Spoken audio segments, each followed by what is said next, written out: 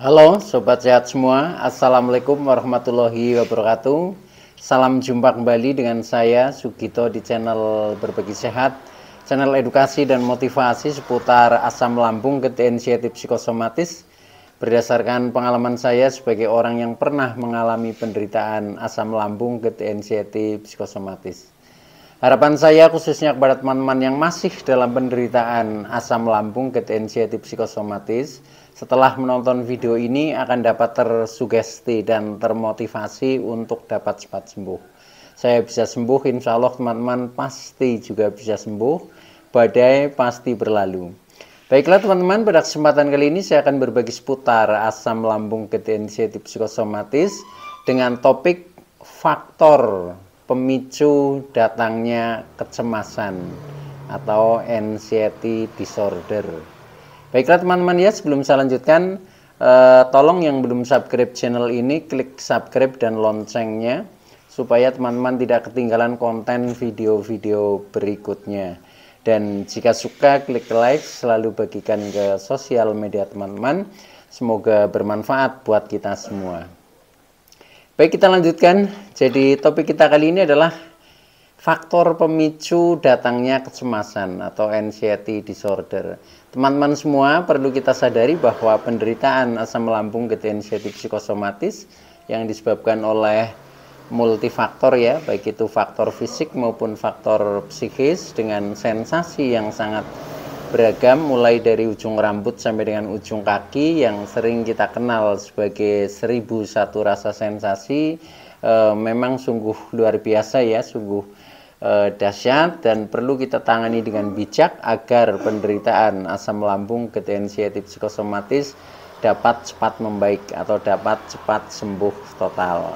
Nah, khusus pada season kali ini saya membahas tentang tema ini ya, yaitu beberapa faktor ya, atau faktor-faktor pemicu datangnya kecemasan atau anxiety disorder.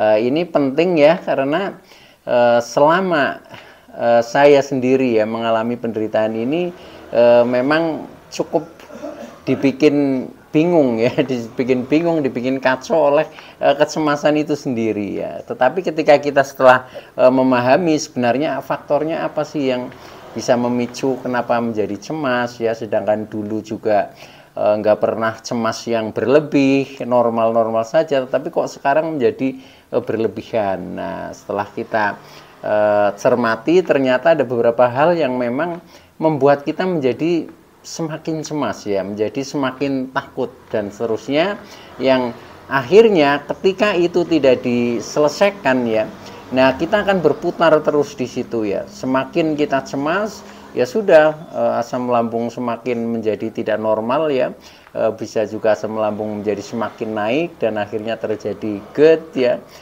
kemudian menimbulkan beberapa sensasi. Nah, sedangkan sensasi itu juga memicu kecemasan sehingga menjadi berlebih, itu seperti itu.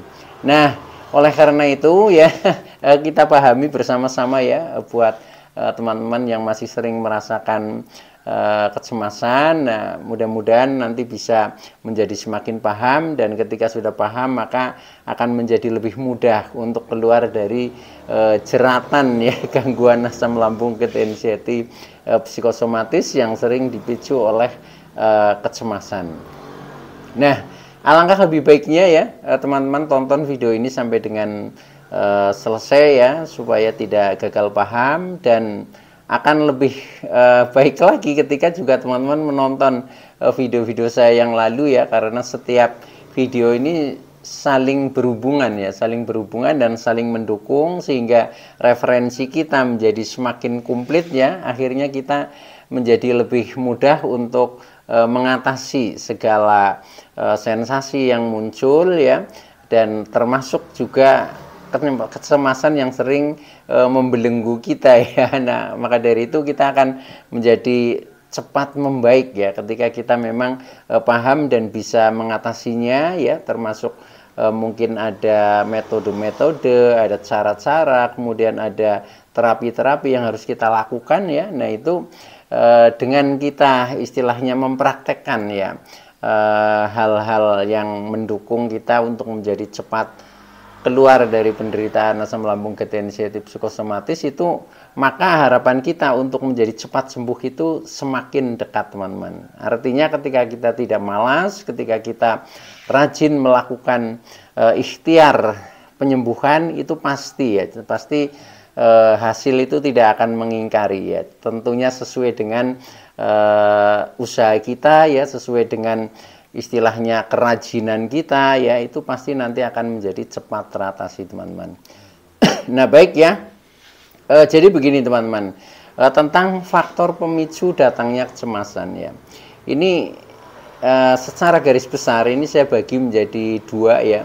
Jadi faktor yang kadang menimbulkan kita menjadi cemas itu yang pertama adalah kita lihat secara fisik ya, kemudian nanti yang kedua adalah secara psikis. Karena apa? Karena memang penyebab daripada penderitaan asam lambung gejala psikosomatis itu adalah multifaktor ya. Nah, multifaktor itu secara garis besar dibagi dua ya, jadi faktor fisik maupun faktor psikis. Nah, hal-hal yang sering menimbulkan kecemasan atau memicu datangnya cemas ya.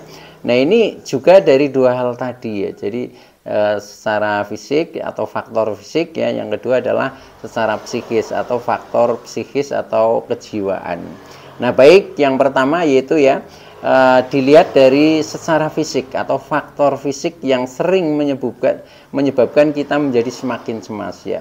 Ini banyak sekali, teman-teman ya. Cuma yang akan saya sebutkan nanti hanya sebagai sampel-sampel saja. Tetapi teman-teman bisa istilahnya menerjemahkan sendiri lah ya, sendiri dan akhirnya bisa menambah juga faktor-faktor itu sendiri ya. Karena kalau kita sebutkan semua ini sangat banyak ya, itu seperti itu.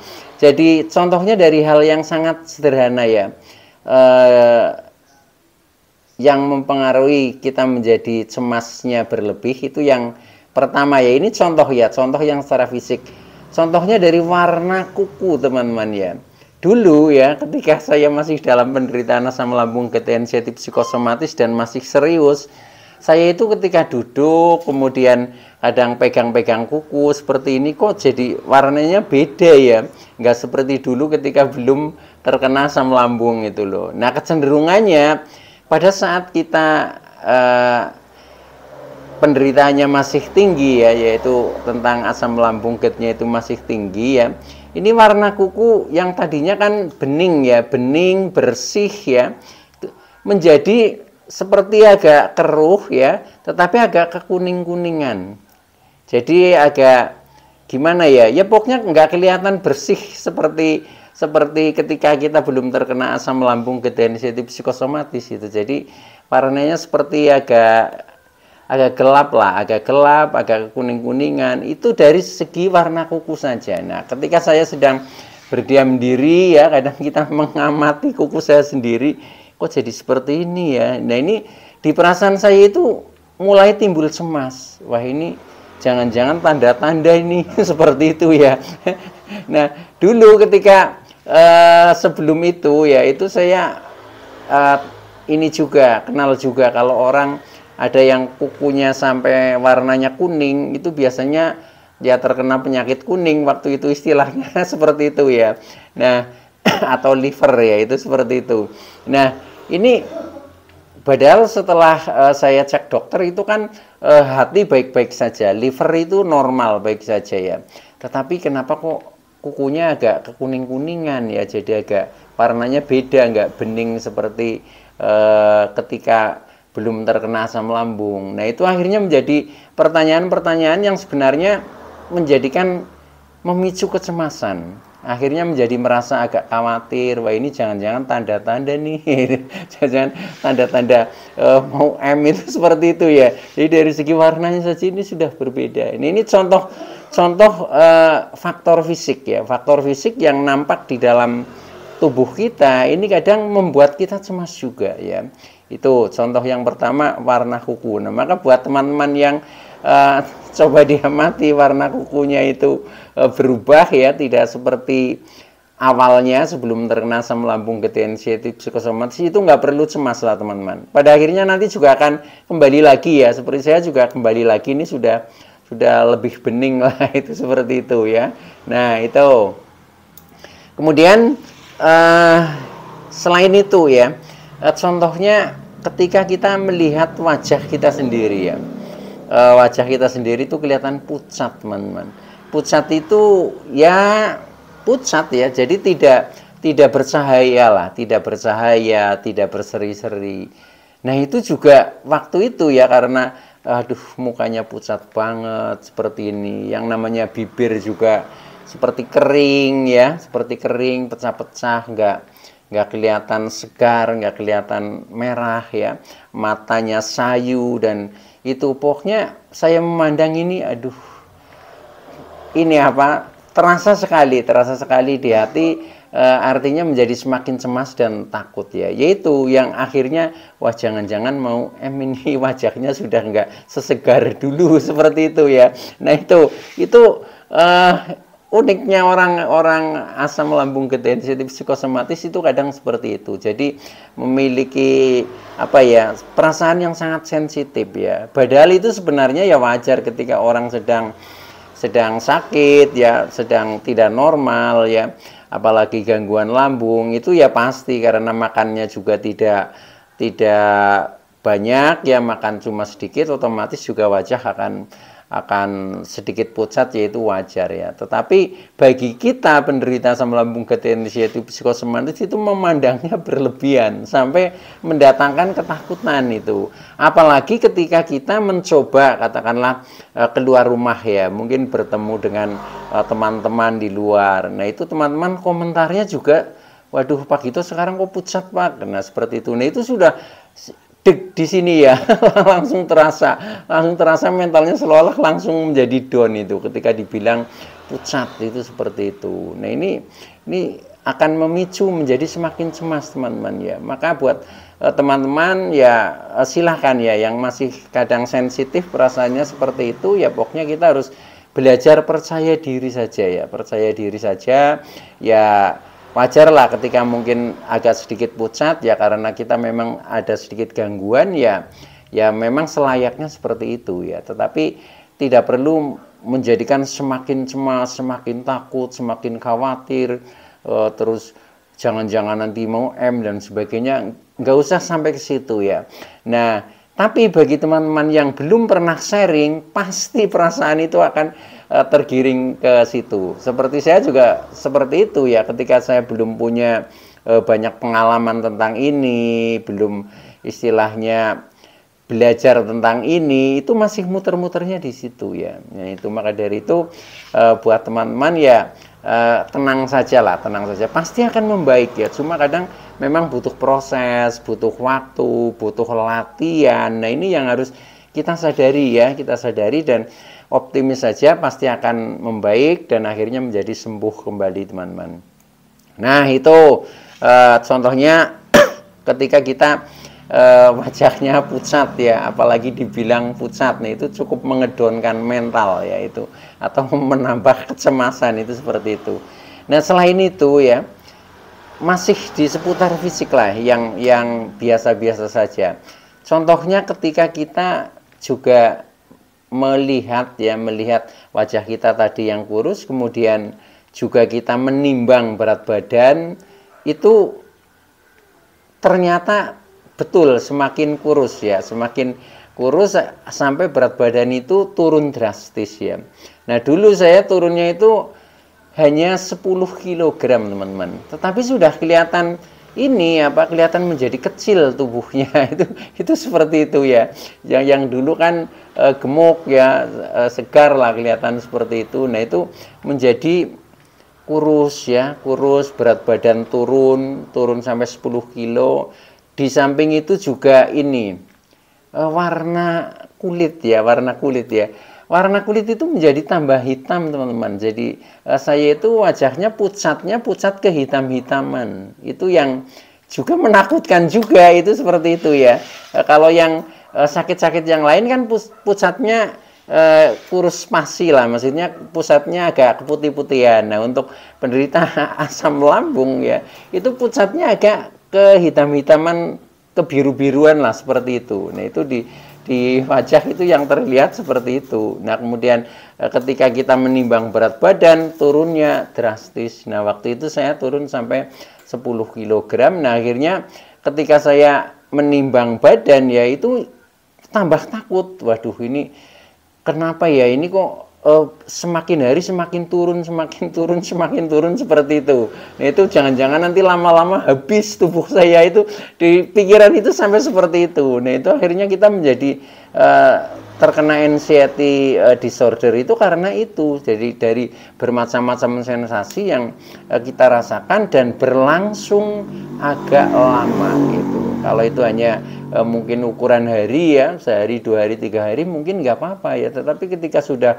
berbulan-bulan seperti itu, kemudian kita mencoba menimbang badan tetap semakin turun, nah itu menjadi semakin takut. Wah, jangan-jangan nanti sudah mendekati ajal nih kalau seperti ini. Sampai yang kepikiran itu hanya seperti itu terus ya.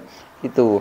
Nah, itu proses teman-teman ya. Jadi memang seperti itu, makanya buat teman-teman yang sekarang sudah mengetahui itu sudah bagus banget ya, karena dengan kita mengetahui saja, kita paham saja, itu sudah mengurangi kecemasan. Yang tadinya mau cemas menjadi tenang ya. Tenang itu berarti sudah nggak cemas teman-teman ya. Kalau ketenangan itu berlangsung terus ya, itu kita akan mudah untuk sembuh ya, karena itu secara mental berarti kita sudah semakin merasakan kedamaian ya, bahkan nanti bisa merasakan kebahagiaan. Itu diawali dari hal-hal seperti itu ya. Maka ketika teman-teman masih kurus ya, berat badan masih turun, warna kulit itu agak kelihatan pucatnya kehitam-hitaman, itu biasa untuk orang penderita asam lambung ketensiatif psikosomatis itu seperti itu. Makanya sebenarnya ciri-ciri penderitaan asam lambung ketensiatif psikosomatis itu dilihat dari wajahnya aja udah kelihatan ya.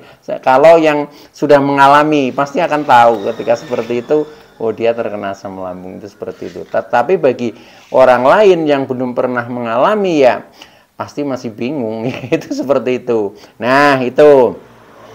Kemudian yang lain lagi ya, contohnya faktor secara fisik, yaitu tadi sering membuat kita semakin cemas ya. Juga ketika kita kepala ini selalu kepalanya merasa berat ya, pusing-pusing, keliengan ya. Ini juga memicu kecemasan ya. Sampai waktu itu ketika saya hari-harinya sering merasa seperti itu, merasa kepalanya berat, keliengan, pusing-pusing, kok nggak sembuh-sembuh ya. Padahal dulu sebelum terkena asam lambung ketensiatif psikosomatis, kalau merasa sedikit sakit kepala ya udah minum obat sakit kepala sembuh gitu, seperti itu ya. Nah, ini sudah mencoba minum obat dari dokter juga masih bandel. Nah, akhirnya kita menjadi semakin cemas seperti itu karena perkembangannya itu sepertinya justru menurun, sehingga ketika rasa-rasa seperti pusing-pusing, kepala berat, keliengan itu selalu muncul. Nah, kecemasan saya itu bertanya-tanyanya, wah, jangan-jangan ini terkena tumor otak ya, atau kanker otak, seperti itu. Jadi kita membayangkan yang lebih berat lagi itu, seperti itu. Padahal sebenarnya nggak perlu sampai ke situ ya. Jadi kalau katakanlah masih ada pusing ya, ada kepala berat, ya itu wajar karena kita memang dalam kondisi yang tidak normal, khususnya pencernaannya. Biasanya kita kadang kurang minum saja ya, dehidrasi itu juga bisa menimbulkan pusing-pusing. Kemudian kurang nutrisi, kurang makanan itu juga menimbulkan pusing-pusing. Jadi banyak faktor ya. Maka supaya tidak apa-apa membuat cemas, itu memang harus, istilahnya kita bisa menetralisir diri kita sendiri teman-teman ya. Nah, bisa menetralisir diri kita sendiri ketika kita memang sudah punya banyak informasi atau punya pengetahuan tentang penderitaan asam lambung ketensiatif psikosomatis. Maka dari itu sharing ini penting sekali teman-teman ya itu. Makanya ketika kita kadang mendengarkan sharing itu menjadi tenang. Nah, itu wajar karena secara mental kita telah mendapatkan pencerahan. Nah, itu yang penting itu ya, karena kalau secara mental nanti kita sudah kuat, untuk istilahnya sembuh ya tentang sensasi fisik maupun psikisnya itu gampang. Itu bahkan bisa sembuh mendadak kalau kira-kira memang teman-teman sudah menemukan ya jalan yang cocok ya, yang dengan solusi-solusi yang tepat itu tidak butuh waktu lama ya. Itu. Nah, maka dari itu buat teman-teman semangat saja ya. Nah, sensasi yang lain yang kadang memicu kita mudah cemas, contohnya juga sensasi fisik ya. Ketika jalan itu masih sempoyongan ya. Masih jalan saja sempoyongan, kemudian tubuh merasa lemes, tidak punya tenaga ya, tidak berdaya lah. Nah, itu juga akan ini memicu kecemasan, ketakutan, kekhawatiran, was-was, itu seperti itu. Dan itu sebenarnya juga umum, siapapun orangnya ketika merasakan seperti itu pasti akan cemas dan takut gitu. Makanya penderitaan asam lambung, ketensian psikosomatis itu tidak pandang bulu, bisa mengena siapa saja ya. Nah, itu seperti itu ya. Nah, itu banyak hal ya. Nah, hal lain lagi yang bersifat fisik ya, atau faktor fisik, contohnya dari makanan juga bisa teman-teman ya. Makanan kita kan sudah mengenal tentang makanan-makanan pantangan. Nah, begitu kita sedikit makan makanan pantangan, kemudian juga kadang mengundang pikiran kita menjadi cemas, menjadi takut itu. Nah, maka dari itu ya itu buat teman-teman tolong ya hal-hal yang kira-kira memicu menjadi faktor pemicu kecemasan ya, ini itu dikurangi lah, berusaha. Kalau misalkan makanan ya mungkin dihindari dulu supaya mental kita kuat dulu. Kalau memang mindset pikiran kita itu sudah tertata, itu nggak apa-apa ya. Contohnya ketika kita mau makan apa saja boleh ya, ketika memang mindset kita sudah kuat bahwa makan untuk sehat ya. Makanan adalah rezeki yang harus kita syukuri dan kita nikmati. Itu mindsetnya harus tertanam dulu. Tetapi ketika kita mau makan pantangan itu masih ragu, nah itu artinya mindsetnya belum kuat. Nah, itu ya jangan dulu kalau seperti itu ya. Baik ya, nah itu beberapa contoh secara fisik ya, faktor yang sering memicu datangnya anxiety disorder atau kecemasan. Nah, kemudian faktor lain ya, faktor secara psikis juga banyak teman-teman ya, juga banyak ini. Nah, itu juga secara garis besar dibagi tiga ya. Kalau yang secara kejiwaan atau yaitu yang pertama adanya tekanan pikiran ya. Yang kedua adanya tekanan emosi. Kemudian yang ketiga tekanan perasaan. Nah, kalau tiga-tiganya ini terjaga, selalu sinkron, no problem, nah insya Allah akan baik-baik saja. Tetapi ketika tiga hal ini terganggu ya, contohnya tekanan pikiran ya, kita selalu memikirkan segala sesuatu yang mungkin bagaikan permasalahan itu juga belum terpecahkan, belum ada solusinya, akhirnya menjadi beban di pikiran kita. Nah, itu bisa dari situ nanti asam lambung naik ya. Nah, asam lambung naik menimbulkan GERD menimbulkan beberapa sensasi menimbulkan kecemasan. Jadi berputar seperti itu. Nah, maka dari itu ya usahakan beban-beban pikiran harus dikurangi teman-teman ya. Walaupun setiap orang itu kan beban pikirannya berbeda-beda ya. Makanya ketika kita sharing, saya selalu mengatakan secara umum ya, karena ketika kita belum mendengar secara individu ya, untuk memberikan saran secara spesifik masih agak sulit ya, karena setiap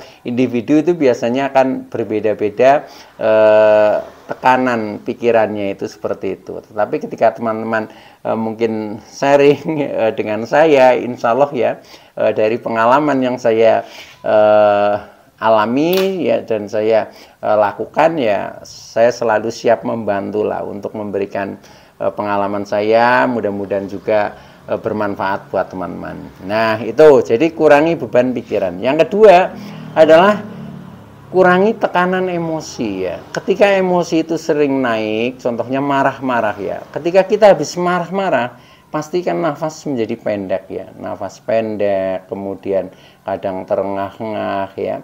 Nah, itu akhirnya kecemasan akan timbul juga teman-teman ya. Itu maka dari itu usahakan kita berlatih kesabaran. Nah, berarti sabar ketika mau ada hal-hal yang memancing emosi, ya lebih baik kita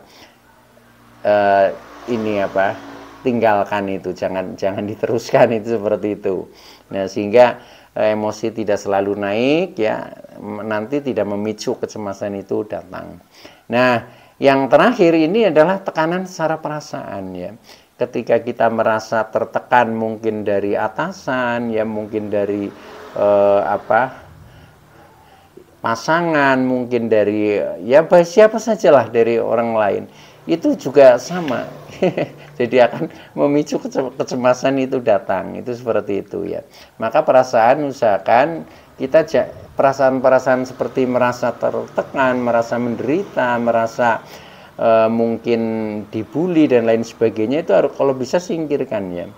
Singkirkan dan rasakan bahwa kita itu merasa semakin sehat, semakin nyaman, semakin damai, semakin bahagia. Nah, itu coba digali, ya, hal-hal itu sampai dengan kita betul-betul bisa bahagia. Nah, ketika kita sudah bisa merasakan bahagia, indikasinya kita itu mudah untuk tersenyum, untuk tertawa, ya. Nah, itu nanti otomatis, ya, otomatis itu seperti kecemasan itu akan menghilang dengan sendirinya, teman-teman, atau akan normal kembali, tidak berlebihan, yaitu. Nah, baik teman-teman, ya, itu dulu yang bisa saya sampaikan. Kurang lebihnya mohon maaf, ya. Terima kasih atas like, subscribe, serta komennya. Saya Sugito dari channel Berbagi Sehat. Saya bisa sembuh, insya Allah teman-teman pasti juga bisa sembuh. Badai pasti berlalu. Oke, terima kasih. Assalamualaikum warahmatullahi wabarakatuh.